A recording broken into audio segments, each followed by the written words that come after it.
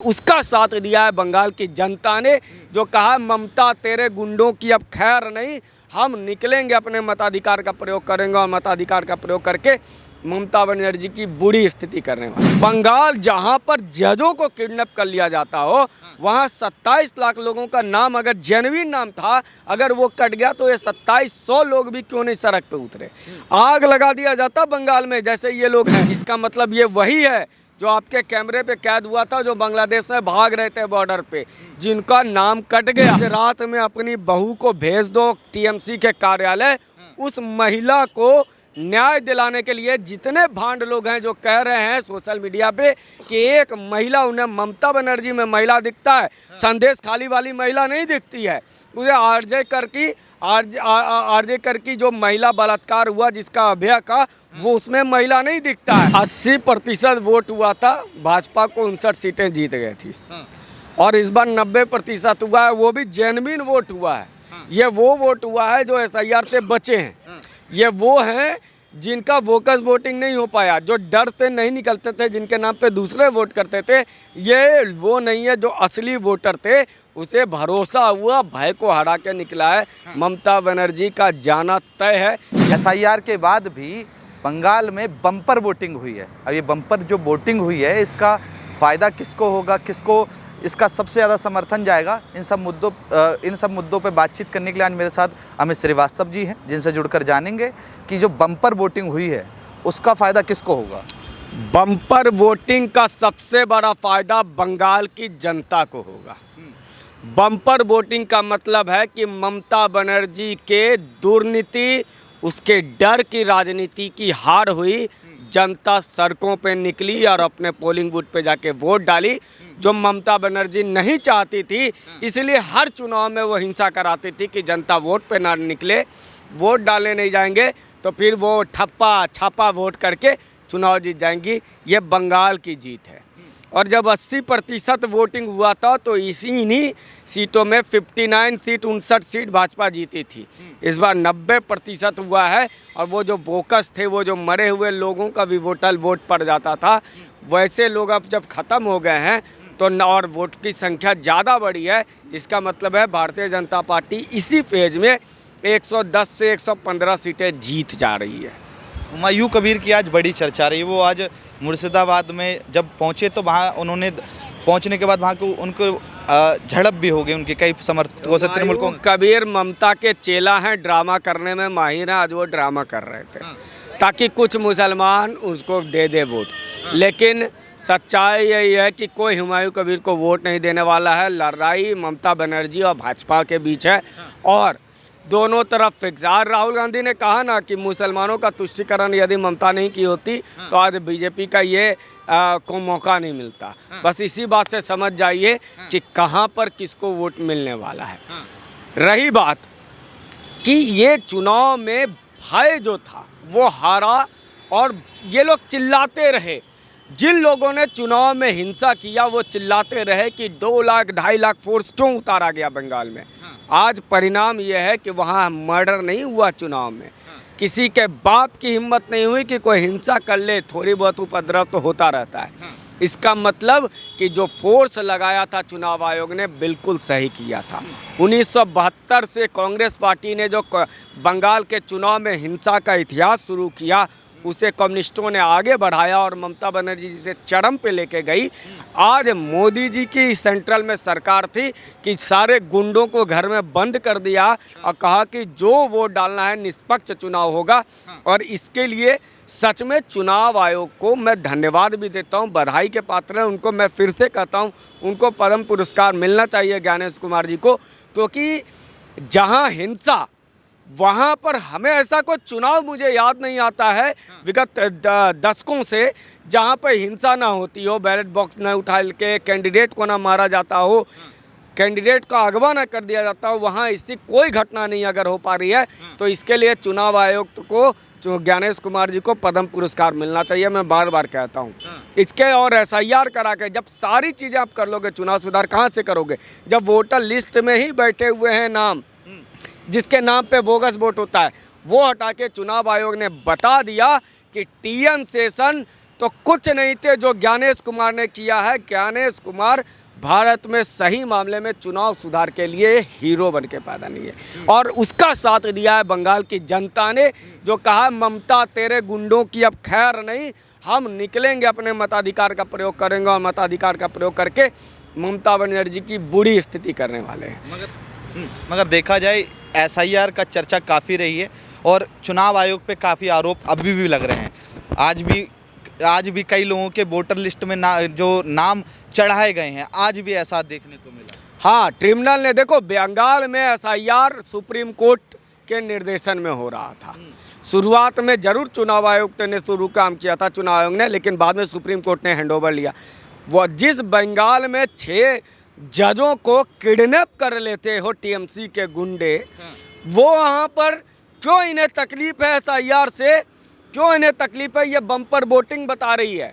90% voting हो रहा है। इसका मतलब कि ना बोगस चला, ना फोकस चला, ना गुंडे चले, ना तोलाबाज चले, ना चोर चले, जीता है लोकतंत्र। और जब लोकतंत्र जीतता है वहाँ भारतीय जनता पार्टी को फ़ायदा होता है, ऐसा नज़र आता है।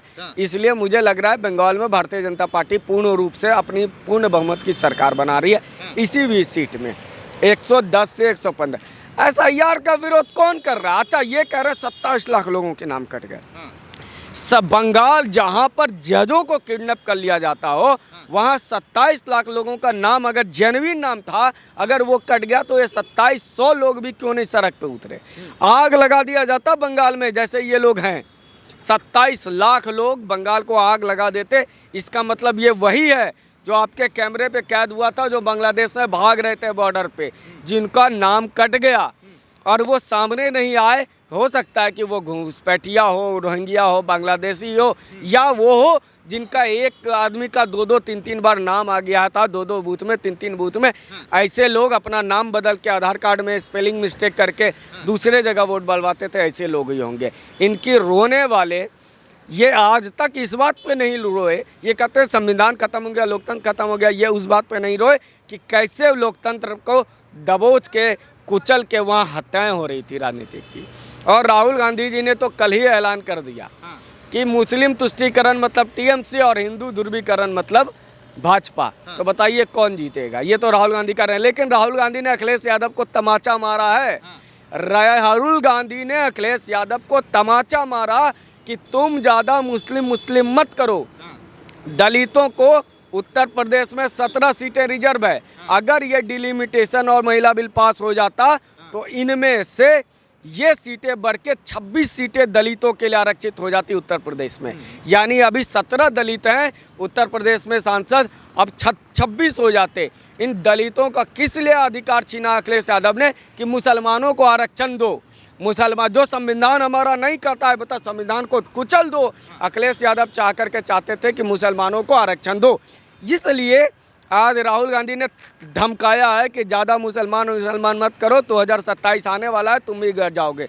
लेकिन राहुल गांधी से ये भी कहना चाहता है, जो अपनी अम्मी को भी समझा दिए होते, क्यों दंगा नियंत्रण कानून के नाम पर सिर्फ और सिर्फ हिंदुओं पे ही केस होगा। यह कानून अगर नहीं ला रही होती सोनिया गांधी तो शायद 2014 में मोदी नहीं आ रहे होते। यदि रेवंत रेड्डी अभी इनका तेलंगाना का मुख्यमंत्री नहीं कहा होता, कांग्रेस मीन्स मुस्लिम, मुस्लिम मीन्स कांग्रेस, तो तेलंगाना में भाजपा की ताकत नहीं बढ़ रही होती। यदि अरविंद केजरीवाल के ताहिर हुसैन के हाथों दंगा न करवाया होता तो भाजपा की सरकार नहीं बनी होती। ये इसीलिए भाजपा और ये सब मिल करके गठजोड़ करके इंडिया अलायंस बनाए हुए हैं। तो राहुल गांधी पहले अपने सरकारों को समझाओ।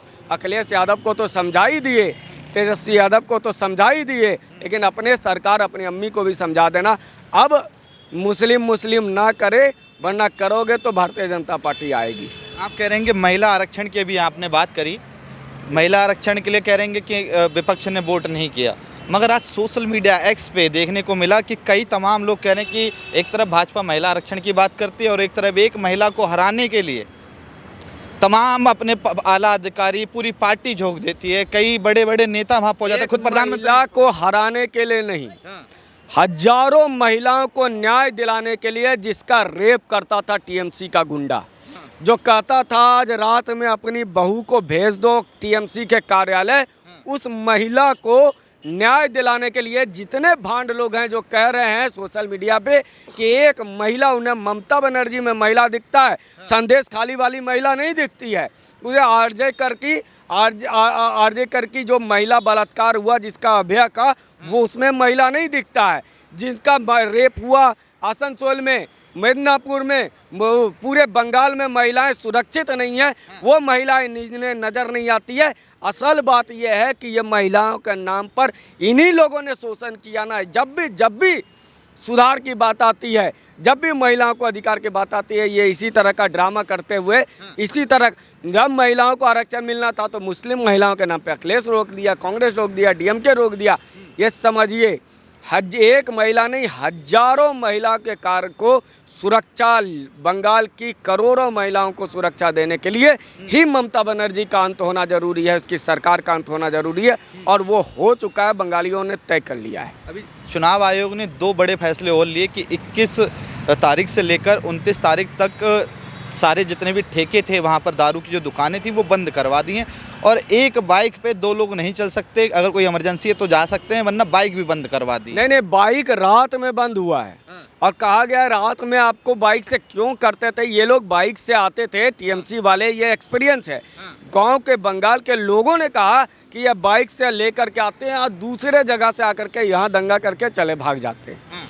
इसीलिए कहा गया है कि एक तो संगठित नहीं होना है, दूसरा कि आपको काम के लिए, आपको काम है आप जाओ, अकेले जाओ, पीछे बैठाना नहीं है। लेकिन हाँ, अगर वोट डालने जा रहे हो, वोट डाल के आ रहे हो तो कहीं रोक नहीं है, इमरजेंसी सेवाओं पे रोक नहीं है। ये गुंडों को अगर आपको कंट्रोल करना है तो कहीं ना कहीं तो नियंत्रण लगाना ही पड़ेगा। और बंगाल में बंगालियों ने जिस तरह से अपना एक्सपीरियंस बताया कि टीएमसी के गुंडे कैसे करते हैं, वैसा किया गया। और शराब बंद करने का आदेश बंगाल सरकार देती है, चुनाव आयोग नहीं देता है, यह भी गेम। राहुल गांधी को परमिशन नहीं भी दी।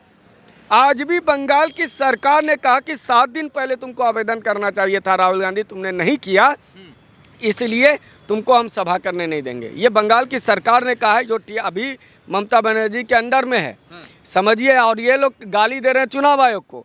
एक बार कांग्रेसिया, एक तो कांग्रेसी इतने गधे हैं कि इनका नेता, सबसे बड़ा नेता जाएगा 7 दिन पहले, ये आवेदन तक नहीं दे पाते हैं। इतने बेवकूफ़ हैं ये कांग्रेस के लोग कि 7 दिन पहले ही बता दें कि हमारे नेता की सभा होने वाली है। और जब ममता बनर्जी रोकती है तो उसका भी आरोप लगा रहे हैं कि मोदी कर रहा है, मोदी कर रहा है। अरे ममता पे, क्योंकि कांग्रेसियों को डर है ना कि इनको तो घर में घुस के मारेंगे टीएमसी के गुंडे। भाजपा के पास तो संगठन है, वो बचा लेगा, कांग्रेसी बेचारे कहाँ जाएंगे। अधीर रंजन चौधरी जो मुसलमानों के लिए 370 हटाने का विरोध किया था, उसको कहाँ से ममता बनर्जी हरा दी। गुजरात से लेके आई पठान को, और जो बंगाल का बेटा था उसको मुसलमानों ने हरा दिया, क्योंकि उसमें पठान मुसलमान दिखने लगा। तो कांग्रेसियों को ये बात भी समझना चाहिए, ये राहुल गांधी को बंगाल में नहीं पूरे देश में समझना चाहिए कि जो राजनीति वो कर रहे हैं उसका परिणाम क्या होगा। मेरा एक लास्ट सवाल आपसे ये होगा कि ममता बनर्जी ये कह रही हैं कि जो बम्पर वोटिंग हुई है, इससे तृणमूल कांग्रेस को बहुत ज़्यादा फायदा होने वाला, और फिर से ममता बनर्जी आने वाली हैं। 80% वोट हुआ था, भाजपा को 59 सीटें जीत गई थी, और इस बार 90% हुआ है, वो भी जेन्युइन वोट हुआ है। ये वो वोट हुआ है जो एसआईआर से बचे हैं। ये वो हैं जिनका वोकस वोटिंग नहीं हो पाया, जो डर से नहीं निकलते थे, जिनके नाम पे दूसरे वोट करते थे। ये वो नहीं है जो असली वोटर थे, उसे भरोसा हुआ, भय को हरा के निकला है। ममता बनर्जी का जाना तय है। ये ममता बनर्जी की बौखलाहट आज रात तक आप देख लीजिएगा किस तरह की बौखलाहट ये करती है। अच्छा, आपके कई लोग बंगाल में जानने वाले हैं, कई लोग आपके वहाँ रहते हैं, उन लोगों ने क्या मतलब कि क्या विकास सोचकर, या संदेश खाली, या वो जो डॉक्टर बिटिया का जो बलात्कार हुआ था वो, या जो तमाम हिंसा होती है उनको सोचकर वोट दिया, क्या सोचकर? बंगाल में कई धाराएं काम कर रही है। जो भद्रो लोग कहा जाता है, मेरा ही परिवार में भद्रो लोग हैं, गांगुली से लेकर बनर्जी से लेकर के श्रीवास्तव, लाला, सारे वही भद्रो लोग से लेकर के नीचे तबके के लोग भी मेरे। इसलिए मैं बता देता हूँ, महिलाएं वोट कर रही है कि महिलाओं को सुरक्षा नहीं है। युवा वोट कर रहा है कि युवा साथी 1500 टका हमारे के चाइना, हमारे रोजगार चाहे, या जाओ नौकरी मांगने तो युवा साथी देते हैं। और जब फिर दोबारा नौकरी मांगने जाओ तो लाठी देते हैं। यू लाठी नहीं चाहिए, युवा साथी नहीं चाहिए, अननेसेसरी नहीं चाहिए, हमें परिवर्तन चाहिए, ये युवा युवतियां कह रही है। जो पुरुष हैं जिनका जीवन लेबर मजदूर जो बाहर खटने जाते हैं वो कह रहे हैं कि बंगाल में उन्नयन होना चाहिए, बंगाल में विकास होना चाहिए। जो उत्तर प्रदेश बिहार तक में सुधर गया लेकिन बंगाल नहीं सुधरा, वो देखना चाहते हैं कि नहीं इस बार हो। जो बेचारे दबित हिंदू हैं जिनके साथ बार बार दंगा होता है, चाहे वक्फ का कानून हो दंगा हो जाएगा, सीए होगा दंगा हो जाएगा, ऐसे हिंदू जो बॉर्डर के इलाके में, जो मुस्लिम क्षेत्रों के इलाके, वो कहते हैं कुछ भी हो जाए परिवर्तन तो होके रहेगा। इसीलिए सारी बिरादरी एक साथ, 36 बिरादरी जो इधर पश्चिमी उत्तर प्रदेश में कहा जाता है, वहाँ भद्रो मानुष, मंडल, चटर्जी, बनर्जी, चट्टोपाध्याय सारे मिलकर के कह रहे हैं कि अब की बार बीजेपी सरकार।